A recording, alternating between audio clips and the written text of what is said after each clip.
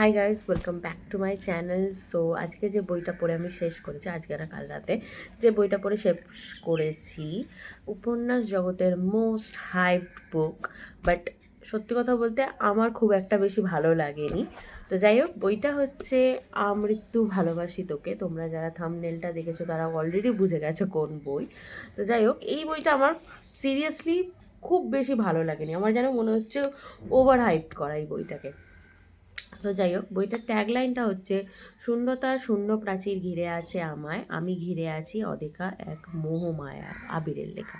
তো সিরিয়াসলি এই বইটা ভালো লাগার একটাই কারণ আবির, আবিরের কথাবার্তা, আবিরের যত্ন, আবিরের দায়িত্বশীলতা। বাদ বাকি টাইম স্টোরিটার মধ্যে আমার সেরকমভাবে কিছু ভালো লাগেনি। স্টোরিটা শুরুই হচ্ছে আমরা যেখানে জানতে পাচ্ছি যে আবিরের যে পিসি রয়েছে তাকে, মানে সে নিজের ইচ্ছায় বিয়ে করেছিল বলে আবিরের বাবা মেনে নেয়নি, সে চলে গেছিল এবং সে এতদিন পর গ্রামের বাড়িতে ফিরছে ভাইদেরকে দেখার জন্য। তখনও আবিরের বাবা তার মুখ দেখবে না। এবার আবির হচ্ছে বাইরের দেশে রয়েছে, সে ওখান থেকেই সব এখানে কাজ, মানে কলকাঠি নাড়ছে, মানে ফ্যামিলির সাথে বন্ডিং করা।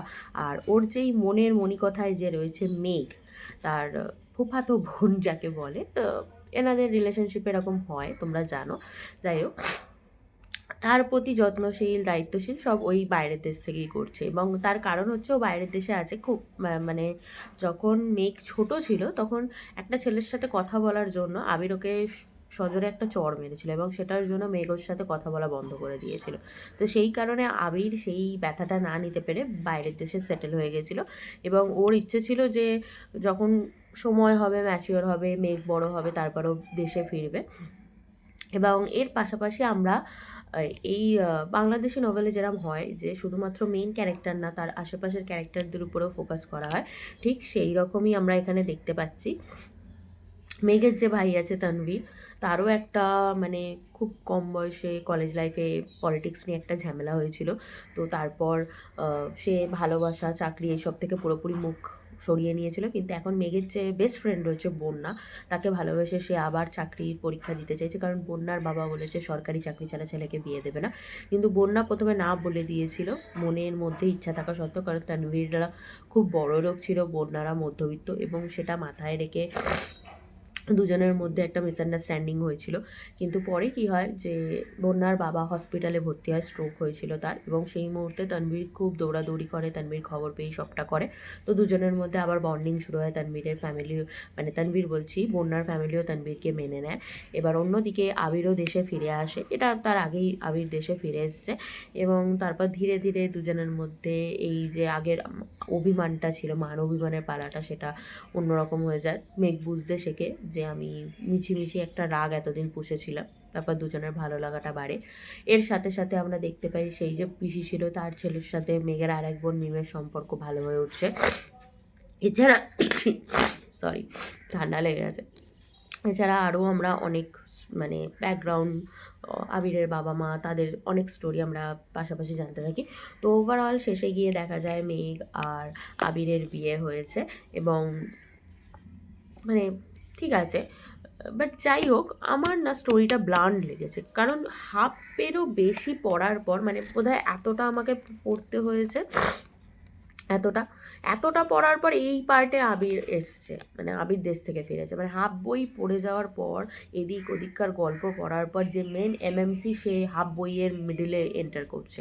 আর সবচেয়ে বড় কথা হচ্ছে, এর আগে যে যা কথাবার্তা আমরা দেখছি আবিরের মেসেজে বা এতে, এখানে আমরা আবিরের দায়িত্ববোধ, আবির দূরে থেকেও একটা ছেলের দায়িত্ব পালন করছে, হ্যানা ত্যানা, এগুলো দেখতে পাচ্ছি। আর যেটুকুনি ভালো লাগা আবিরের কথাগুলো, মানে লিটারেলি আবিরের কথাগুলো পড়লে গালে ব্লাশ আসবে এরকম। এছাড়া মেঘের ক্যারেক্টারটা আমার একটু বোকা আর মাথা ব্যথা টাইপের লেগেছে। যাই হোক, স্টোরিটা আরেকটু মনে হচ্ছে প্লটটা বা এটা একটু স্ট্রং হতে পারতো। আমি জানি না কেন বাংলাদেশি যে কটা ভালোবাসার উপন্যাস আমি পড়ছি, মানে থ্রিলার বাদ দিয়ে, আমার ঠিক মনে ধরছে না। হয়তো আমার জন্য এই টাইপের জনরা নয়, তোমাদের ভালো লাগতে পারে, এটা যার যার পার্সোনাল ওপিনিয়ন। রেড রোজটাও পড়েছি, ওটাও আমার ব্লান্ডই লেগেছে, আর এটাও আমার ওর থেকেও বেশি ব্লান্ড লাগছে, কারণ এখানে ব্যাকগ্রাউন্ড ক্যারেক্টার্সের উপর প্রচুর পরিমাণে ফোকাস করা হচ্ছে, অতিরিক্ত। আর যেটা হয়তো অবশ্যই স্টোরি বিল্ড আপের জন্য দরকার, কিন্তু আমার মনে হয় এতটাও দরকার ছিল না।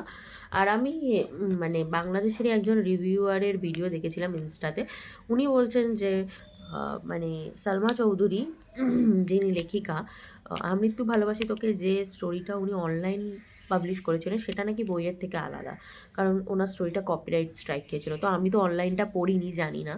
যাই হোক, এটার আবার পার্ট 2 আসছে। আমার মনে হচ্ছে না আমি পার্ট 2টা কিনবো বলে, কারণ আমার যদি সত্যি বলছি আমার পছন্দ হয়নি, বেকার আমি টাকা ইনভেস্ট করবো না। আর বাংলাদেশি নভেলগুলো একটু কস্টলি, তোমরা জানোই। যাই হোক, ওভারঅল আমার এই বইটা ভালো লাগেনি এই কারণে যে স্টোরিটায় এমএমসির আবির্ভাবটা অনেক পরে হয়েছে। আর তারপর দ্বিতীয় কথা, ব্যাকগ্রাউন্ড স্টোরিজের উপর বেশি একটু ফোকাস করা হচ্ছে অতিরিক্ত, দুজনের ভালোবাসাটা। আর হঠাৎ করেই বিয়েটা হয়ে গেল শেষের দিকে। না, প্রথম থেকে ভালোবাসাটা ঠিকঠাক পরিণতি পাচ্ছিল, কিন্তু তারপরেই আমরা জানতে পারছি যে আবির আর মেঘের বিয়ের 1 মাস পূর্ণ হয়ে গেছে। এরকম মানে হুটহাট করে স্টোরিটার আমার সেরকমভাবে ডেপ লাগেনি, কিছুটা বোরিং লেগেছে। তো যাই হোক, তোমরা পড়তে পারো, হাইপড বই আছে। বাট আমি এখনও বলবো আমার কাছে বাইজি কন্যাটা সবচেয়ে সেরা, তারপরে পদ্মজা। আর আপাতত এখন অবধি সেরাম বই পড়েও উঠিনি যেটা আমার ভালো লাগবে। চিত্ত চিরে চৈত্র মাস, ওই বইটা আমার মনে হচ্ছে আমার পছন্দ হতেও পারে। সরি, মানে ওটা থ্রিলার নয়, বাট আমার পড়ে মনে হচ্ছে যে ওই স্টোরিটা মন ছবে। আর দেখা যাক, এছাড়া আরও অন্য বাংলাদেশি উপন্যাস আমি কিনেছি, ওগুলো পড়ে দেখবো। তো এই হলো ওভারঅল রিভিউ। এটা আমি মিশো থেকে পারচেস করেছি। আমি বলতে পারবো না এটা পাইরেটেড না অরিজিনাল, কারণ কোয়ালিটিটা পুরোপুরি অরিজিনালের মতনই এসছে, হার্ড বাউন্ড পিঙ্ক। ইভেন আমি আবিরের চিঠিটা পেয়েছি, বাট আবিরের চিঠিটা আমি একটু অন্যভাবে পেয়েছি, এটা থেকেই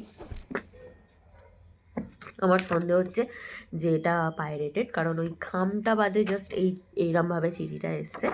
তো যাই হোক, এই হলো আমার আমৃত্যু ভালোবাসি তোকে এই বইটার রিভিউ। আমার খুব একটা ভালো লাগেনি, তোমরা চাইলে পড়তে পারো। এরকম ভিডিওর জন্য অবশ্যই আমার চ্যানেলটাকে লাইক, শেয়ার, সাবস্ক্রাইব, কমেন্ট করে দিও। দেখা হচ্ছে নতুন ভিডিওতে।